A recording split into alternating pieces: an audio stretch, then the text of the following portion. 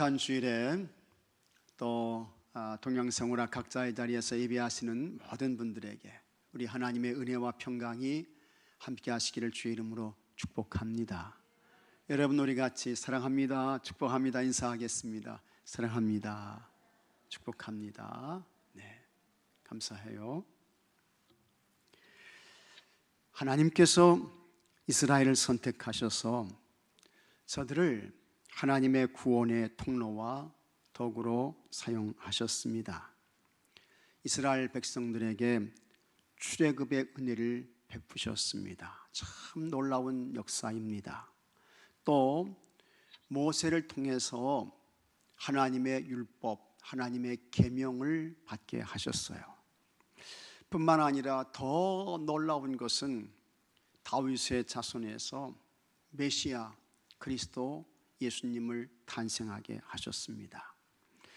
이런 것들은 정말 하나님께서 이스라엘에게 허락하신 너무너무 특별하고 놀라운 은혜가 아닐 수 없습니다.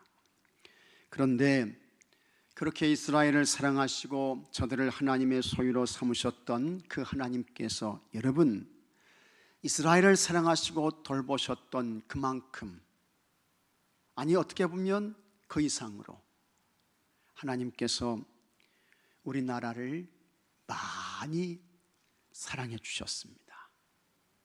놀라운 복을 주셨어요. 그래서 우리나라에 하나님께서 복음 전해 주셨습니다. 그것도 우리나라 역사에 있어서 가장 희망이 없었던 1800년대 말 그리고 1900년 초에 많은 선교사님들이 오셔서 구원의 복음을 전하셨습니다. 여러분, 해방 전까지 우리나라에 약 1500명의 선교사님들이 오셨습니다. 참 대단한 역사인 것입니다.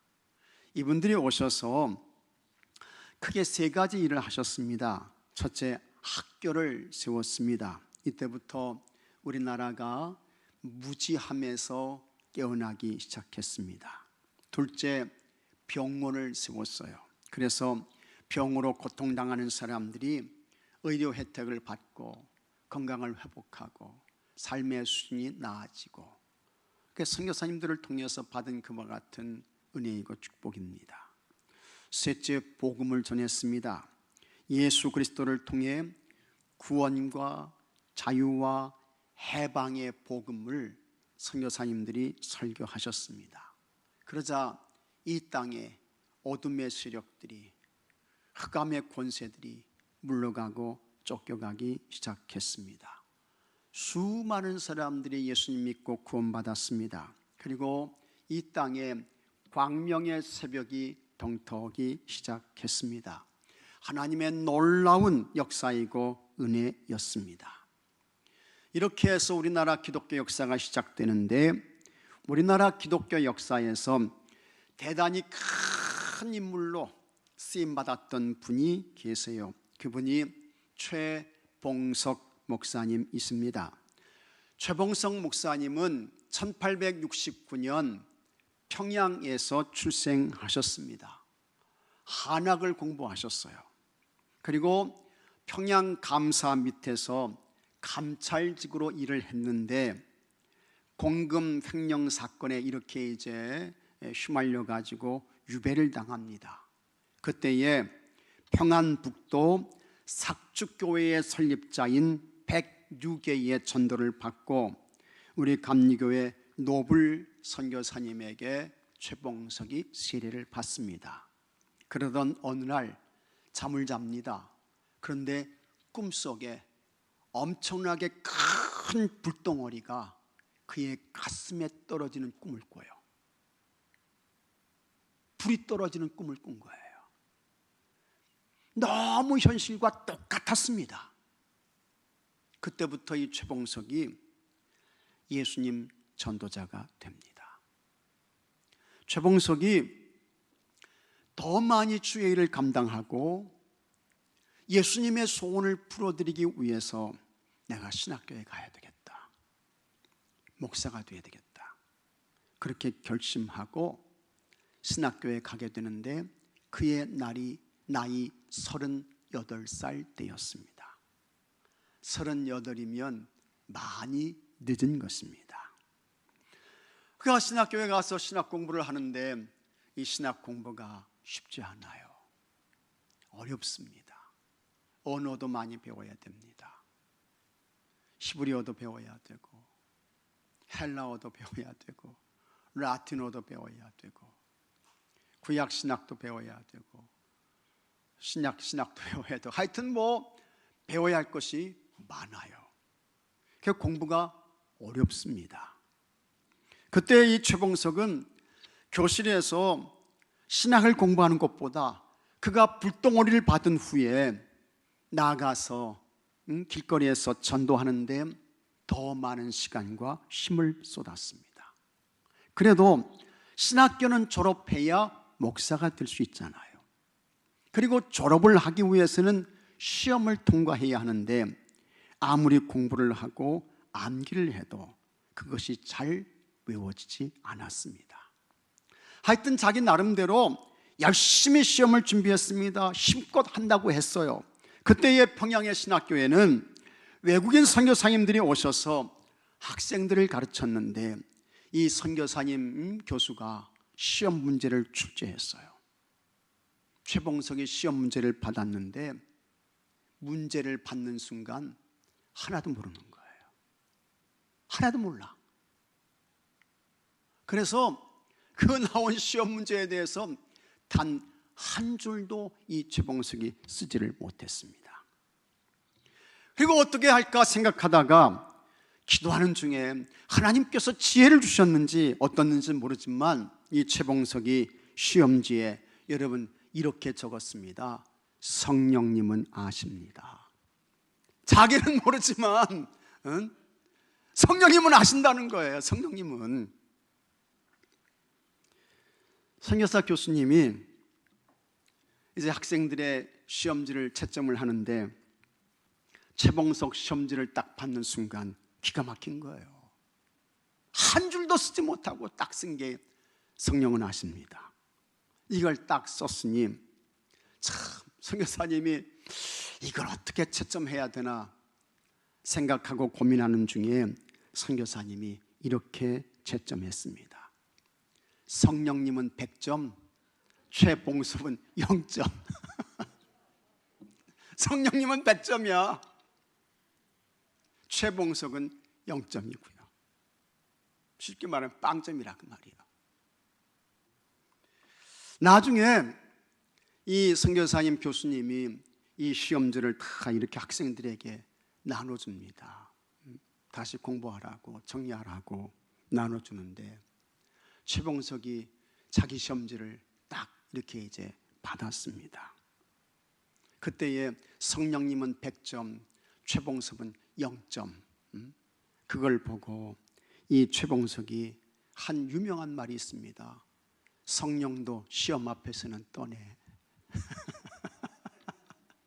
유명한 말을 했어요. 성령도 시험 앞에서는 떠네.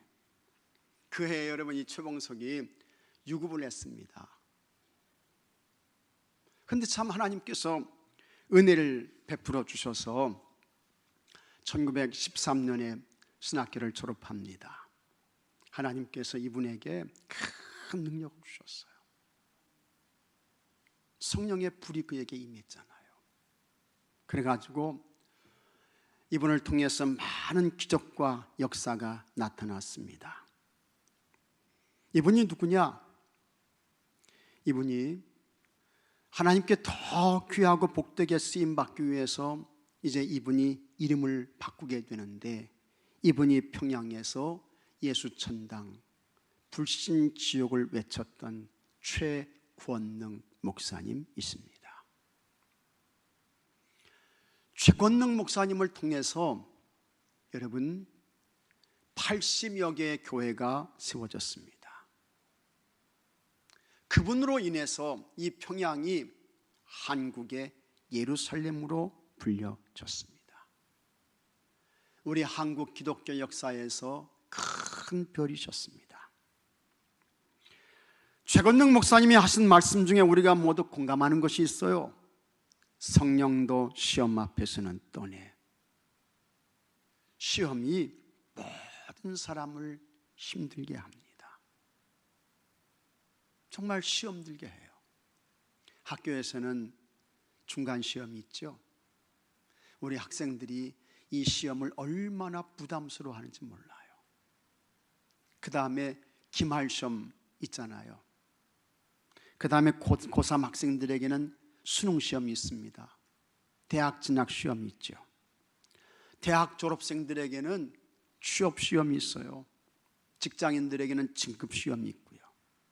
자동차 운전하기 위해서 운전면허 시험 봐야 되고, 자격증을 취득하기 위해서 진급 시험도 봐야 되고, 또 군대에서는 태권도 승단 시험도 있어요. 나는 하여튼 지금까지 치른 시험 중에 그 태권도 승단 시험이 제일 어렵더라고요.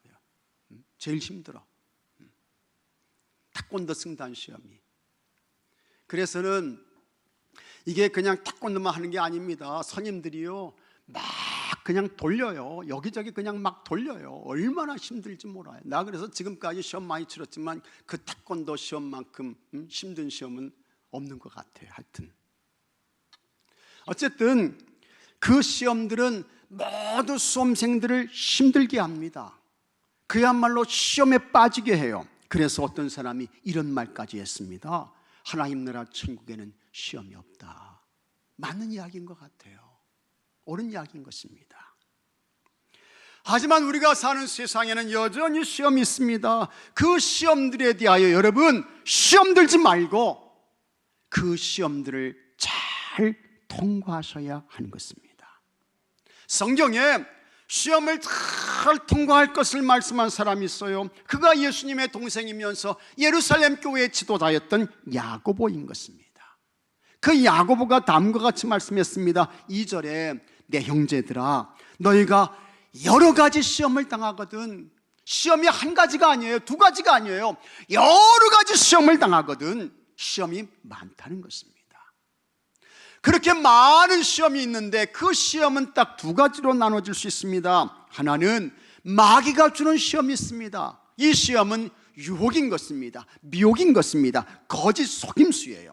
영어로 말하면 temptation이라고 합니다. 그런데 여러분, 이 마귀가 주는 시험은 무조건 예수 이름으로 물리쳐야 할 줄로 믿으시기 바랍니다.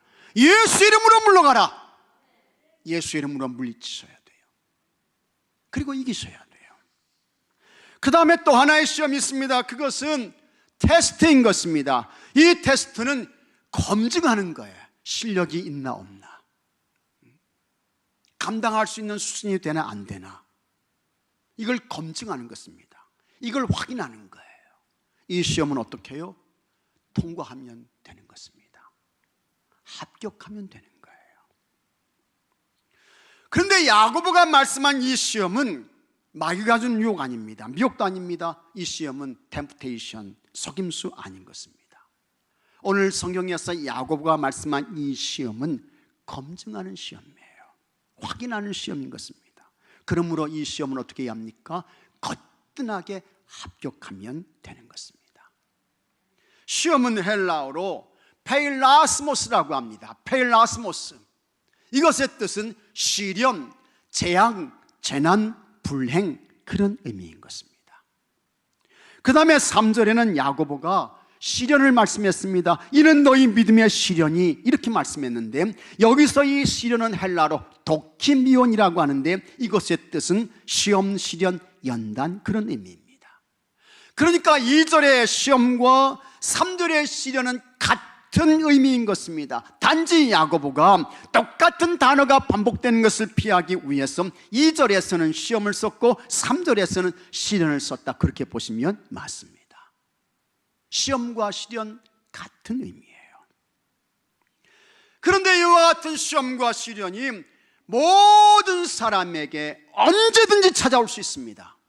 그것도 한 가지나 두 가지가 아니고 여러 시험이요, 여러 시련이 찾아올 수 있는 거예요.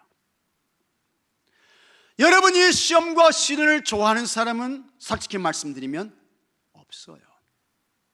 없습니다. 그 시험과 시련에 어서 오십시오, 기다렸습니다. 왜 이제 왔습니까? 그러면 있으신가요? 없지요. 그러나 시련과 또 시험이 싫어한다고 해서 그 시험과 시련이 우리에게 오지 않는 것이 아닙니다. 누구에게나 언제든지 예고도 없이 시험이 와요. 시련이 닥칩니다. 가정의 문제 때문에, 사람 관계 때문에, 자녀들 때문에, 사업 문제 때문에, 직장과 일터의 일로, 건강의 문제로, 경제적인 문제로, 또 지금 우리는 코로나 바이러스 19로 인해서 이 코로나 바이러스가 자 지금 코로나 바이러스 간다 하면서 여러분 예고하고 왔습니까? 아니죠. 어느 날 갑자기 생각지도 못했는데 우리에게 오는 거예요. 그때에 이와 같은 시험과 시련에 대해서 내가 어떻게 반응하느냐, 영어로는 리액션이라고 하죠. 어떻게 내가 거기에 반응하느냐, 이게 굉장히 중요합니다. 내가 어떤 자세와 어떤 태도로 이 시험과 시련을 맞이하느냐에 따라 그 결과는 완전히 다릅니다. 그러면 우리에게 닥쳐오는 시험과 시련은 무엇이며 어떤 기회로 맞아야 할까? 야고보가 우리에게 말씀하고 있습니다. 첫째로 시험과 시련은 기쁨의 기회라고 하는 것입니다. 참 놀라운 말씀이에요. 시험과 시련이 여러분 기쁨의 기회라고 하는 것입니다. 기쁨의 기회라는 거예요. 그래서 내 형제들아, 여러 가지 시험을 당하거든 같이 하겠습니다. 온전히 기쁘게 여기라. 이게 야고보서의 말씀이에요. 내 형제들아, 여러 가지 시험을 당하거든 온전히 기쁘게 여겨, 기쁘게 여겨. 야고보가 우리에게 말씀하고 있습니다. 여기서 우리가 꼭 기억해야 할 그와 같은 말씀인데 그것은 여긴다라는 이 말입니다. 여긴다, 이 말을 꼭 기억하셔야 돼요. 여긴다 이 말은 시험과 시련을 기뻐할 수 없지만 그럼에도 불구하고 그렇다 할지라도 기쁨으로 간주하라는 거예요. 기쁨으로 수용하고 의도적으로 기쁨으로 받아들이라는 거예요. 그게 여긴다는 의미인 것입니다. 성경에 보면 이 여긴다를 가장 잘 이해하기 쉽게 표현한 말씀이 나오는데 그것이 빌립보서 3장 8절의 말씀입니다. 우리가 너무 잘 아는 말씀이에요. 또한 모든 것을 해로 여김은 첫 번째로 여김이 나옵니다.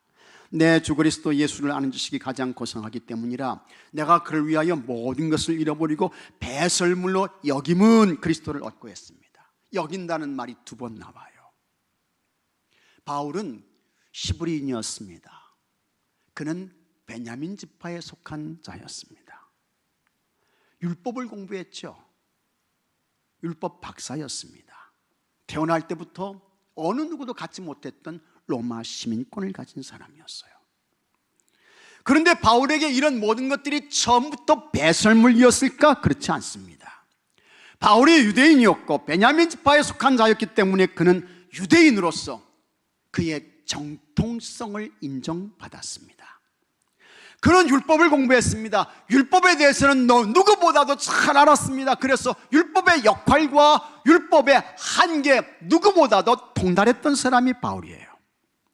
그는 로마 시민권을 가지고 있었습니다. 그래서 자유롭게 로마에 가서 복음을 전할 수 있었습니다.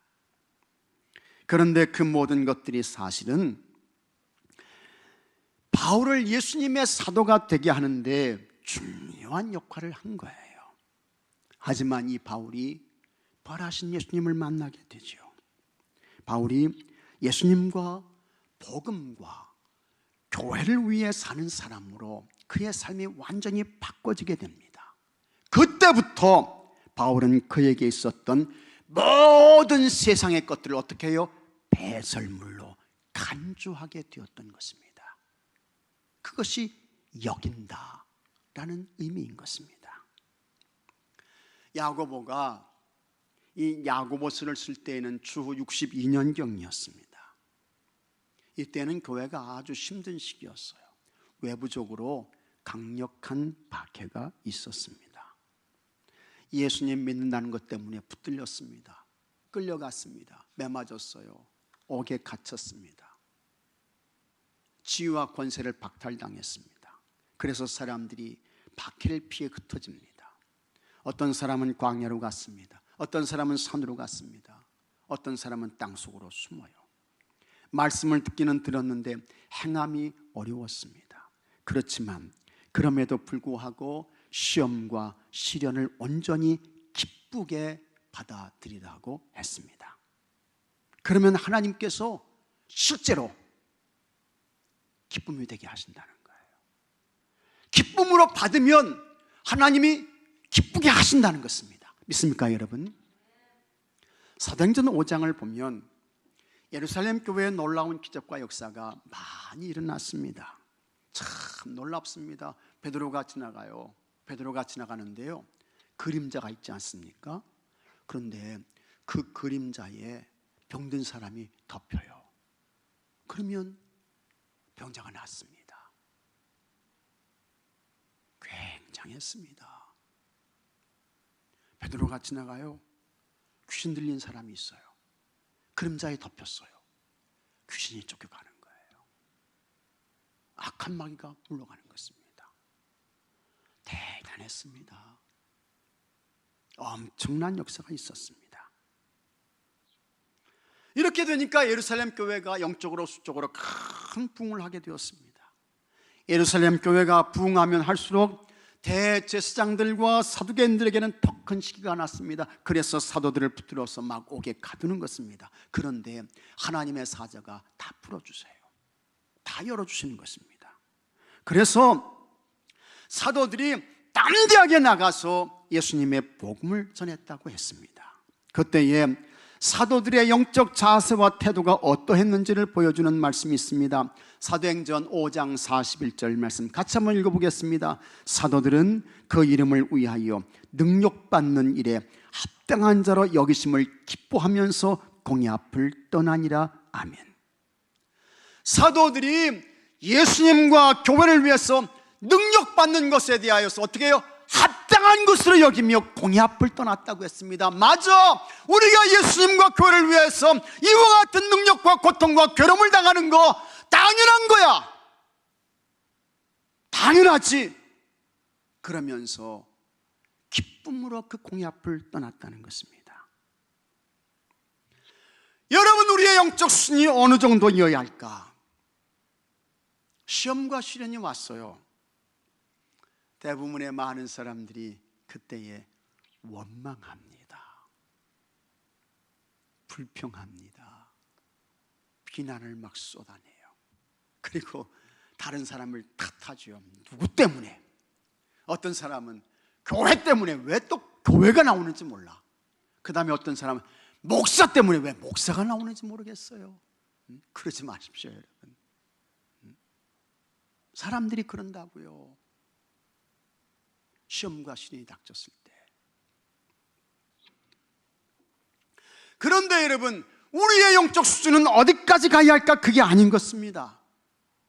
하나님께서 나에게 기쁨을 주시려고 시험과 시련을 주셨네. 기쁨을 주시려고, 좋은 기쁨을 주시려고, 새로운 기쁨을 주시려고, 놀라운 즐거움을 주시려고 하나님께서 이 시험과 시련을 주셨네. 감사하다. 감사하다. 내가 그냥 거뜬하게 뛰어넘어야지 이런 영적 수준까지 가야 할 줄로 믿으시기 바랍니다. 여기까지 가야 돼요. 시험과 시련이 그 역할을 하는 거예요. 그리고 그 시험과 시련 앞에서 이렇게 거뜬하게 뛰어넘게 되면 하나님께서 어떻게 하십니까? 반드시 그에게 기쁨 주시는 줄로 믿으시기 바랍니다. 놀라운 즐거움 주시는 줄로 믿으시기 바랍니다. 지금까지 여러분이 겪어보지 못했던 웃음 주시는 줄로 믿으시기 바랍니다. 여러분, 시험과 시련은 기쁨의 기회인 것입니다. 걱정하지 마십시오. 두려워하지 마세요. 떨지 마시기 바랍니다.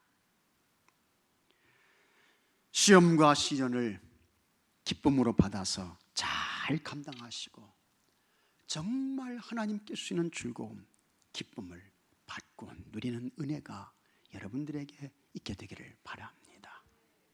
둘째로, 시험과 시련은 인내를 기를 수 있는 기회인 것입니다. 3절 말씀 같이 한번 읽어보겠습니다. 이는 너희 믿음의 시련이 인내를 만들어내는 줄 너희가 알미라. 아멘. 참 좋은 말씀이에요. 정말 귀한 말씀이죠. 이는 너희 믿음의 시련이 인내를 만들어내는 줄 너희가 알미라.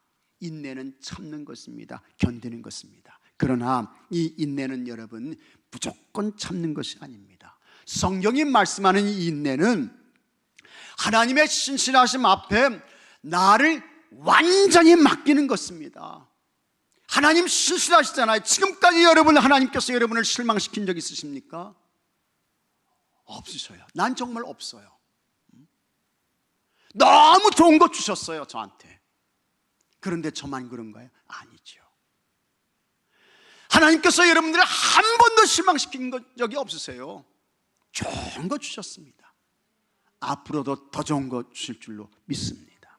그와 같은 하나님의 신실하심 앞에 나를 완전히 맡기는 거예요. 나를 맡기는 거예요. 그리고 어떻게 해요? 기다리는 것입니다. 하나님을 기대하는 것입니다. 그러면 하나님께서 하나님의 때에 도움 주십니다. 선한 길로 인도하셔요. 복된 것 주십니다. 그래서 우리의 신앙생활에서 아주 중요한 영적 요소 중에 하나가 인내인 것입니다. 성경을 보면 하나님께 붙들려서 귀하게 쓰임받은 사람들은 다 여러분 인내의 사람들이었습니다. 모세는 대단한 인내의 사람이었습니다. 그는 40년 동안 애굽에서 왕자로 살았습니다. 그러나 참지 못해서 히브리 사람이 고통당하는 거, 매 맞는 거 보고 그거 참지 못해가지고 애굽 사람을 쳐서 죽여요. 모세가 여러분 살인자가 됐습니다. 하나님께서 보실 때에 그런 모세를 통해서는 출애굽의 역사를 이룰 수 없다. 그래서 하나님께서 그 모세를 미디안 광야로 보내십니다. 미디안 광야에서 40년 동안 목자의 생활을 해요. 그 40년 동안의 목자 생활을 통해서 어떻게 해요? 인내를 배우는 것입니다. 절제를 훈련하는 거예요. 그리고 하나님께서 보실 때에 인내와 절제가 훈련되었다고 하나님께서 판단하시니 그를 불러서 출애굽의 사명을 맡기십니다. 모세를 통해서 출애굽의 역사가 이루어졌습니다. 그리고 그 모세를 통해서 40년 동안 광야 생활을 하면서 이스라엘 백성들을 이끌었습니다.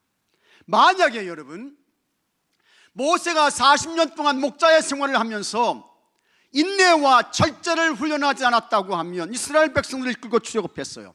40년 동안 광야 생활을 하는 거예요. 잘못한 사람들이 있습니다. 원망하고 불평하는 사람들이 있습니다. 너 이리 와 하면서 모세가 한 방씩 치는 거예요.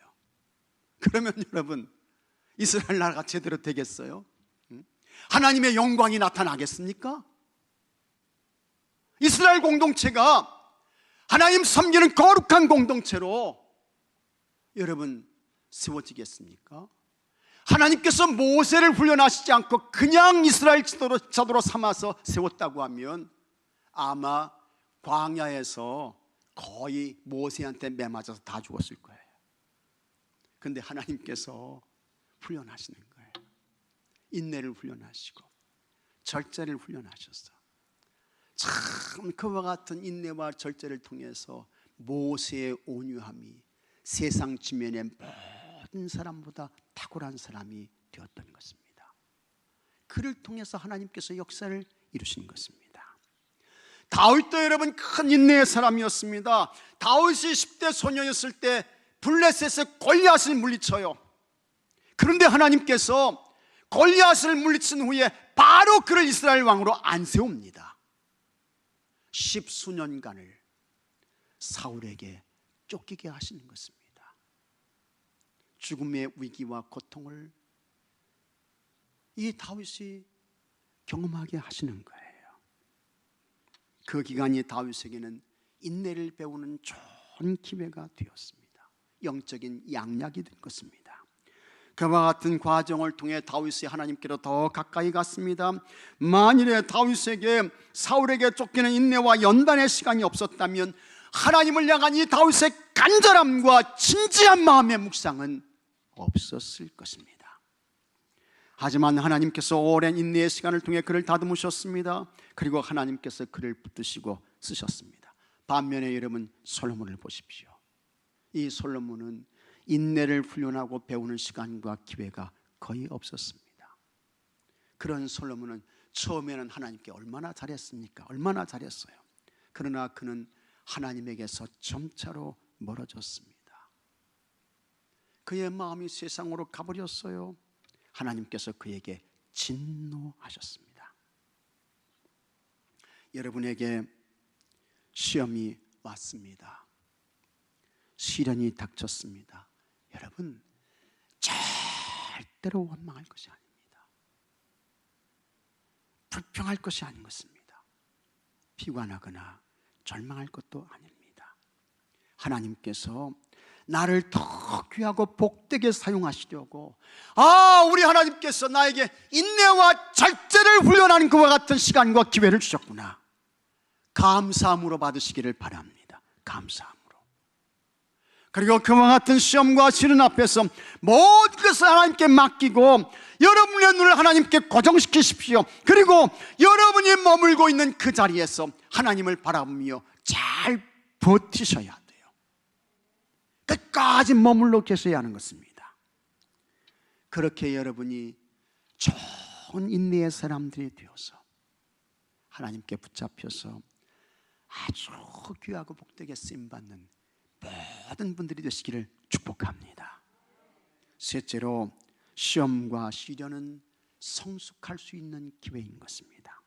4절 말씀 같이 읽어보겠습니다. 4절, 인내를 온전히 이루라. 이는 너희로 온전히 구비하여 조금도 부족함이 없게 하려 함이라. 아멘. 이는 너희로 온전히 구비하여 조금도 부족함이 없게 하려 함이라. 이거 성숙인 것입니다. 근데 여기에서 다른 말은 다 이해가 돼요. 근데 우리가 좀 낯선 그와 같은 용어가 있습니다. 그것이 구비하여인 것입니다. 이 구비하여의 뜻은 뭐냐? 헬라어로 헐로크레로스라고 하는데, 이 구비하여 헬라크레로스, 이 말의 뜻은 완전한, 전체적인, 건전한, 건강한 그런 의미인 것입니다. 그러니까 시험과 시련이 사람을 영적으로 완전한 혹은 건강한 사람이 되게 한다는 거예요. 얼마나 좋은 거예요.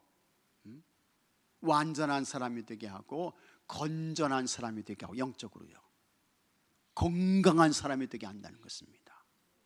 우리는 시험과 시련이 오게 되면 이거 큰일 났네, 이제 다 죽었네, 이런 생각 같지만 그게 아니라는 거예요. 시험과 시련은 우리를 완전한, 건전한, 건강한 하나님의 사람으로 나오게 하는 아주 좋은 유익한 것이라고 하는 것입니다. 믿습니까 여러분? 아주 좋은 것이라고 하는 것입니다.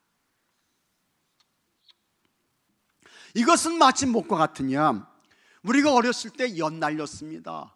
바람이 없을 때는 연이 안 떠요. 그런데 센 바람이 불게 되면 이 연이 하늘을 높이 올라가게 되는 것입니다. 까마득하게 연이 올라가죠. 센 바람을 타고요.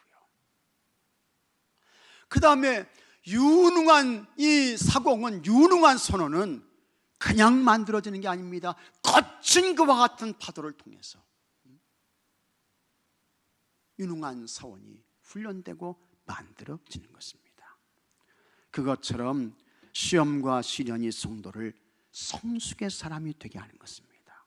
그러니 우리에게 찾아온 시험과 시련은 은혜입니다. 하나님의 축복인 줄로 믿으시기 바랍니다. 어떤 분들은 이렇게 말해요. 나는 성숙하지 않아도 되니까, 나는 축복 안 받아도 좋으니까 제발 시험이나 시련이 없었으면 좋겠다.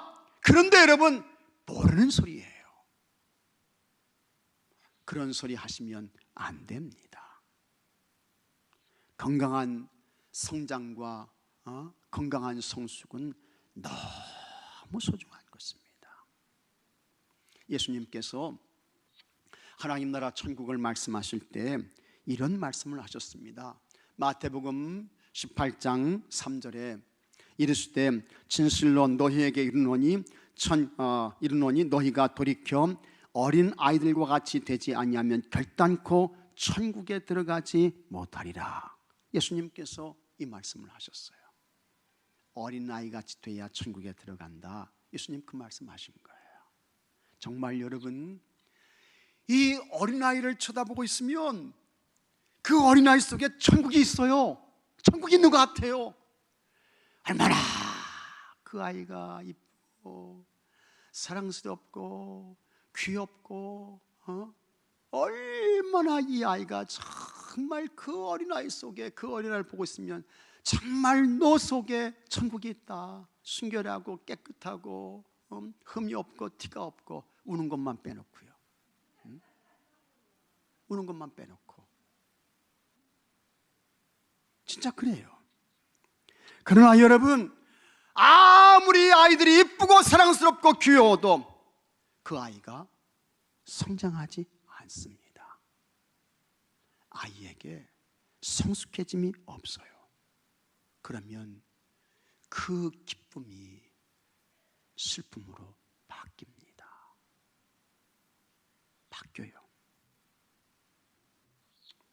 고통으로 변하는 거예요. 날마다 그 아이가 2살, 4살 순에 있다고 하면 큰 염려가 되는 것입니다. 다른 아이들은 가방 메고 학교 가는데, 초등학교 1학년 돼서 가는데 우리 아이는 여전히 2살, 4살 순에 머물러 있어요. 그래도 여러분, 그 아이를 쳐다보면서 그래, 너무 이쁘다, 사랑스럽다, 귀엽다. 여러분 그럴 수 있습니까? 그렇게 할 수 있어요? 안 되는 것입니다. 아무리 그 아이가 이쁘고 귀엽고 사랑스러워도 그 수준에 머물러 있으면 안 되고, 그 아이는 성장해야 돼요. 자라야 돼요. 성숙해져야 하는 것입니다. 하나님 아버지께서 우리에게 원하시는 것도 다르지 않습니다. 여러분들이 누구십니까? 하나님의 자녀죠. 믿습니까 여러분? 하나님 자녀 틀림이 없잖아요. 하나님의 자녀예요. 하나님은 우리의 아버지이시고, 아버지이신 하나님께서 우리 한 사람 한 사람을 보고 계실 때에 그냥 우리가 영적으로 2살, 3살, 4살 이 수준에 머물러 있는 거, 그래 너 참 이쁘다, 귀엽다, 사랑스럽다, 여러분 그렇게 하고 계실까? 아닌 것입니다. 자라야 돼요. 성장해야 돼요. 성숙해야 하는 것입니다. 그 모습을 보면서 우리 하나님께서 대단히 기뻐하시고 좋아하시는 것입니다. 그런데 우리가 나는 자라기 싫은데요, 성숙해지고 싶지 않아요, 나는 여기가 좋습니다, 나는 이대로 살 거예요 하며 하나님께서 여러분 절대로 기뻐하시지 않는 것입니다. 하나님의 근심이 되는 것입니다. 하나님께 아픔을 드리는 거예요. 우리 하나님의 자녀들은 잘 커야 합니다. 성장해야 합니다. 성숙해야 하는 것입니다. 그렇게 잘 크고 성장할 때 하나님께서 그 모습을 보시고 기뻐하시고 좋아하시는 거예요. 그런데 우리가 어떻게 성숙해질까? 우리를 성숙하게 하는 것이 있습니다. 우리를 온전한 하나님의 그리스도의 자녀, 그리스도의 사람이 되게 하는 것이 있습니다. 그것이 시험과 시련이라고 하는 것입니다. 그래서 야고보는 시험과 시련이 성도를 온전하고 건강한 영적 사람으로 자라게 해서 조금도 부족함이 없게 한다고 했습니다. 그러면 실제적으로 예수님의 동생이면서 이 야고보서의 기자인 이 야고보는 어떤 삶을 살다가 삶을 마감했을까? 야고보가 잘 컸습니다. 영적으로 잘 성숙했어요. 역사가 요세푸스에 의하면 이 야고보는 처음에는 예수님 안 믿었어요.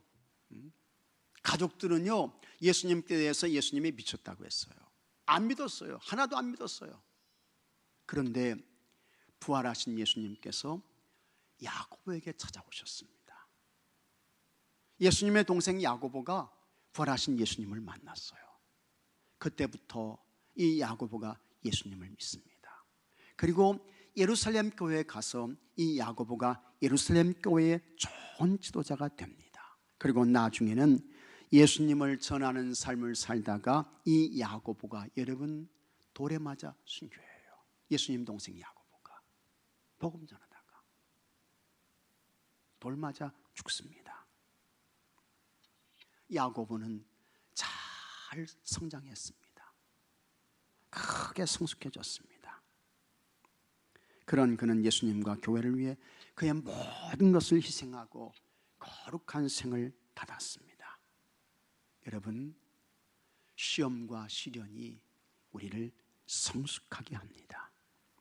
시험과 시련을 통해 건강하게 성장하고 성숙해져서 주님과 교회를 위한 아름다운 영적 삶을 살다가 하나님 앞에 담대하게 서시는 모든 분들이 되기를 바랍니다. 알프스산에서 직업적으로 산길을 안내하는 호세라는 사람이 있었습니다. 미국 청년이 이 호세의 길의 안내를 받고 알프스산을 올라가는데 이게 이제 눈이 많잖아요. 미끄럽잖아요. 그래서는 이 미국 청년이 알프스산을 올라가다가 실족해가지고 미끄러져가지고 바위에 가까스로 매달리게 되었습니다. 그때 호세가 그에게 다가가서 내 손을 잡으시오 하면서 그 청년에게 손을 내밀었습니다. 그런데 이 청년이 바위에 매달려 있으면서 호세의 손을 보니까 이 호세의 손이 너무 약해 보이는 거예요. 그래서 하는 말이 나를 끌어올리기에는 너무 약해 보입니다. 다른 사람을 불러주시오. 다른 사람을 불러주시오. 그렇게 이야기를 해요. 그때에 호세가 이렇게 말합니다. 젊은이, 내 팔은 20년 동안 한 번도 실수한 적이 없다니. 예수님은 오늘 우리에게 말씀하십니다. 시험과 시련과 환난을 당한 모든 사람들아, 내게로 와서 내 손을 잡아라. 내 손은 한 번도 실수한 적이 없어. 믿습니까 여러분? 예수님 손은 한 번도 실수한 적이 없으세요. 한 번도. 시험과 시련을 당할 때 세상으로 가지 말고 여러분의 인간적인 능력과 방법 따라가지 말고 예수님께로 와서 예수님의 내미시는 손을 잡으십시오. 손을 잡으세요. 예수님의 손은 한 번도 실수한 적이 없습니다. 우리에게 이미 닥쳤거나 다가오는 시험과 시련은 여러분 절대로 저주가 아닙니다. 결코 화가 아니에요. 시험과 시련은 오히려 축복인 줄로 믿으시기 바랍니다. 은혜의 통로인 것입니다. 시험과 시련에서 예수님께서 내미시는 손을 붙잡고 더 성장하고 더 성숙해져서 우리 하나님의 기쁨이 되고 우리 하나님께 아주 귀하게 붙잡혀서 쓰임받는 여러분 모두가 되시기를 주의 이름으로 축복합니다. 다 같이 기도합시다. 하나님 감사합니다. 시험과 시련이 기쁨의 기회인 것을 알게 하옵소서. 시험과 시련이 우리의 인내를 기를 수 있는 기회인 것도 알게 하시고 시험과 시련이 우리를 성숙케 하는 좋은 기회인 것을 알게 하여 주시옵소서. 시험과 시련의 때 절대로 세상으로 가지 않게 하시고 원망도 불평도 다른 사람을 탓하거나 비난하지도 않게 하시고 하나님이 나에게 좋은 것 주시려고 복된 것 주시려고 선한 것 주시려고 성숙하게 하시려고 이렇게 시험과 시련을 주셨구나. 감사함으로 받게 하여 주옵시고 잘 감당해서 성숙해지게 하시고 하나님께 붙들려서 정말 소중하게 쓰임받는 주의 성도들 되게 하여 주시옵소서. 우리 주 예수 그리스도 이름으로 기도하옵나이다. 아멘.